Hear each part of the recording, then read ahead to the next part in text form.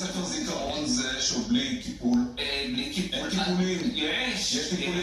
יש, אבל אני דווקא רוצה להקריא זיכרון שכתבה מורה לתלמידה בשנת 1961. היא כותבת לכך: לתלמידתי החביבה נחמה, ההתמדה, האומץ ויושר הלב מאצילים על האדם ברכה ואושר פנימי.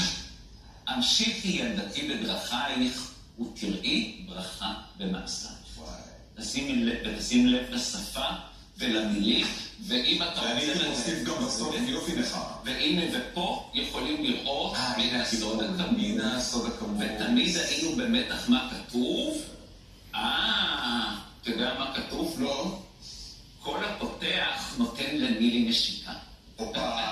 נילי, את מוזמנת. כן, וכמובן זה לא זכרונות של נילי. עכשיו תראה, כל מה שאתה רואה פה